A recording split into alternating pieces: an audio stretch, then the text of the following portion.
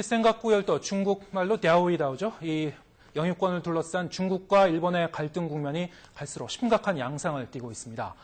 중국은 일본에 대한 경제 보복까지 시사하고 나섰습니다. 연세대학교 정치외교과 최종건 교수 모시고 중일 간의 영토 갈등 그리고 한중일 관계에 미치는 영향을 분석해 보겠습니다. 안녕하십니까? 안녕하십니까? 자, 이 중국에서 지금 연일 벌어지고 있는 반일 시위 물결이 좀 심상치가 않은 것 같고요. 자, 영토 분쟁으로 해서 중일 양국이 이렇게 심각하게 관계가 악화되는 것도 흔치 않은 일로 보이는데 어떻게 평가하시는지요? 현재로서는 중일 간의 외교적 관계가 악화의 경로를 겪고 있는 것은 사실입니다. 사실 올해가 중국과 일본의 수교 40주년입니다. 그래서 정부 간 차원, 민간 차원에서 여러 기념 행사가 계획되고 있었는데 현재로서 사실상 모두 취소된 상태예요. 이를테면 입법기관들끼리의 교류 행사, 고위공무원 간의 교류 행사, 또 민간 차원에서는 많은 그 관광객들이 취소되어 있고요. 방금 리포트에 나와 있듯이 지금 중국 전역에 반일 시위가 폭력 형태를 띠면서 나타나고 있기 때문에 사실상 외교적으로 많이 악화의 경로를 띠고 있는 상황이고 향후 앞으로 중국으로서는 센카쿠 문제, 다이오다오 문제를 분쟁하는 데 있어서 많은 공세적 위치를 점할 것 같고 일본에 있어서는 계속 방어적으로 이 문제를 계속 이끌 것이기 때문에 양국 간의 외교적 문제는 계속 긴장 국면을 유지할까 싶습니다. 네.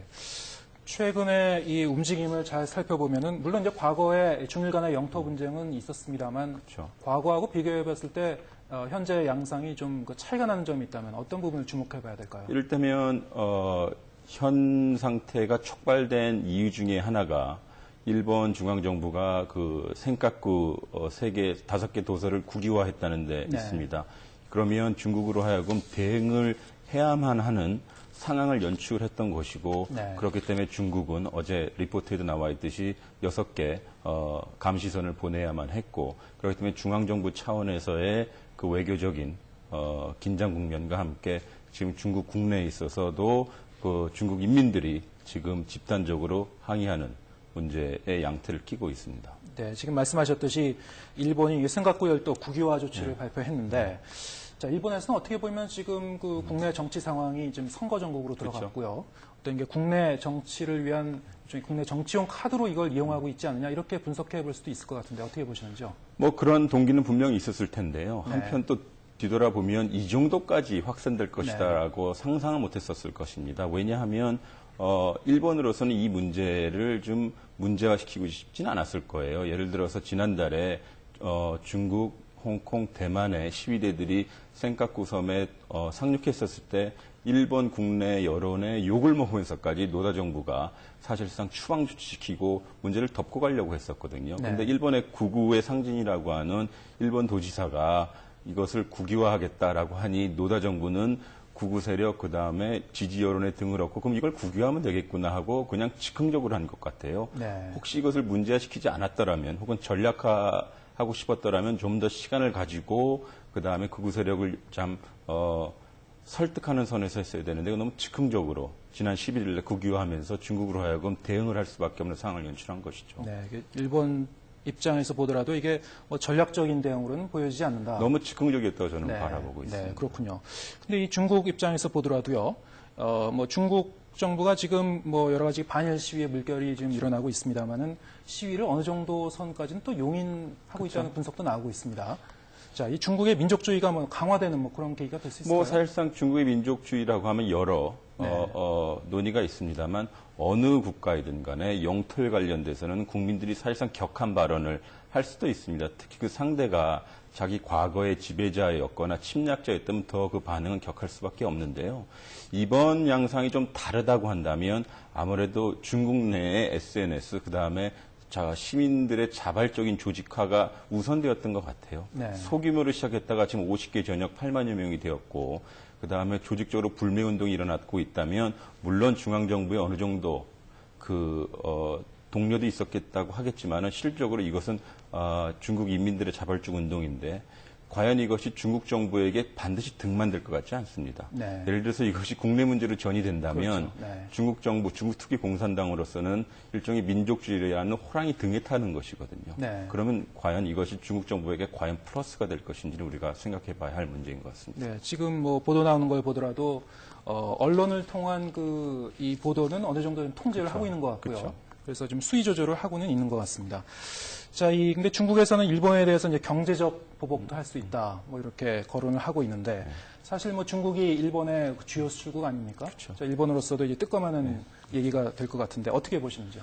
2010년도에 비슷한 사례가 있습니다. 조오도 문제가 그 당시에도 불거졌을 때 사실상 중국 정부는 휘토리를 가지고 사실상 재미를 좀 본 건 사실입니다. 네. 그리고 요번에도 사실상 와일드 카드라고 하는 경제 네. 보복 조치를 꺼낸 것인데요. 아마 요번에 좀 양상이 좀 다를 듯해요. 혹시라도 이런 문제가 계속 지속이 된다면 중국 쪽에서는 낮은 수준의 경제적 보복은 가능할 듯 싶습니다. 물론 양상이 조오도를 중심으로 충돌이 생긴다든지 그다음에 일본이 중국 어선들을 체포하는 상황이 벌어진다면 중국 정부로서도 지금 공약한 것을 이행할 수밖에 없을 것입니다. 네.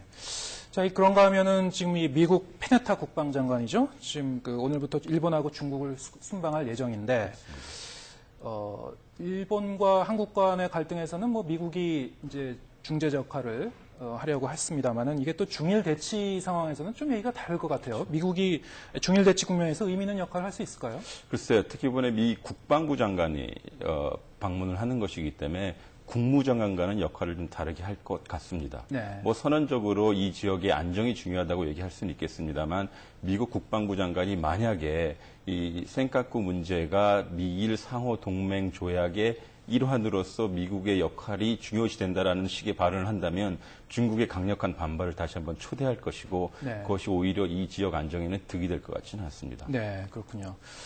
자, 이게 중국과 일본 간의 충돌, 단기간으로 보면은 또 그 사이에서 우리나라가 어떤 그 반사이익을 볼 수 있는 부분도 있을 것 같은데 또 이 중장기적으로 보면은 뭐 크게 득될 건 없을 것 같기도 하고요. 글쎄요. 어떻게 보시는지요? 물론 이 지역의 가장 강력한 국가 두 국가죠. 중국과 일본인데요. 우리 입장에서 봤을 때는 중국과 일본이 가장 중요하고 그리고 가장 교역량이 많은 통상국가 이웃입니다. 그렇기 때문에 이들의 불안정한 모습이 이 지역의 시장 경제에 사실상 좋지는 않습니다. 네. 그렇기 때문에 우리로서는 어떤 특정 국가에 손을 들어준다든지 네. 혹은 어떤 지역을 반대한다든지 하는 그런 목소리를 보여주기보다는 약간 좀 한 발짝 떨어져서 특히 우리는 독도 문제도 있기 때문에 네. 보다 좀 중립적인 모습으로 관망할 필요가 있다고 봅니다. 네. 최근 들어서 이 한일 간의 갈등은 좀 이게 그래도 진정된 그런 국면에 들어간 것 같고요. 반면에 이제 중국하고 일본의 갈등이 지금 고조되고 있는데 자, 이 한중일 간의 이 관계가 참 이 동아시아 평화 안정에 참 중요한 요인 아닙니까? 언제쯤 이 협력 분위기로 전환될 수 있을 것으로 보시는지요? 참 어려운 질문이긴 한데요. 네. 소위 이 지역의 영토 문제라고 하는 것이 일종의 주기를 띄었다라고 주장하는 분들도 계셔요. 이를테면 이것이 선거 주기와 때를 같이 하는데 네. 또 공교롭게도 지금 중국이 권력 변화기이기도 하고 일본도 역시 마찬가지이기 때문에 아마 연말까지는 이 상태로 계속 지속되지 않을까. 그러나 내년부터는 좀 더 새로운 국면에 있지 않을까 싶습니다. 네, 알겠습니다.